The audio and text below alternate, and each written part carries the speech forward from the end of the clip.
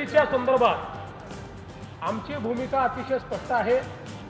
LBT आम्हाला मान्य नाही, त्यामुळे राज्य सरकार एलबीटी रद्द करणार आहे। एलबीटी रद्द करणारच आमची भूमिका स्पष्ट, मुख्यमंत्री फडणवीसांनी केलं स्पष्ट।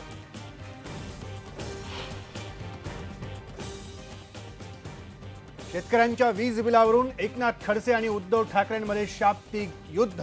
काल अजित पवारांची भाषा बोलणारे खडसे आज शरद पवारांची भाषा बोलत असल्याची उद्धव ठाकरेंची टीका।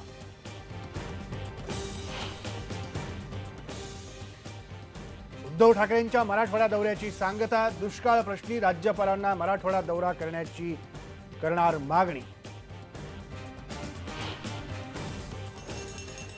सरकारला गुडघे टेकवायला लावू, पण ऊसाला प्रतिटन 3500 भाव मिळवून देऊ, रघुनाथ दादा पाटलांचा फडणवीस सरकारला इशारा।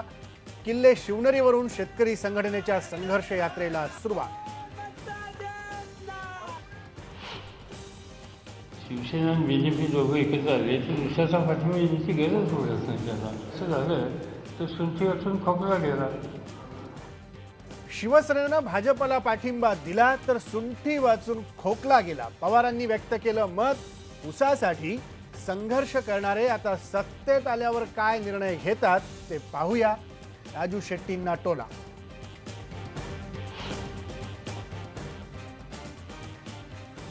लग्नाची मागणी करणाऱ्या अल्पवयीन मुलीला प्रियकरानं पेट्रोल टाकून जाळलं। नांदेडमधला धक्कादायक प्रकार, आरोपी फराज शेखला अटक।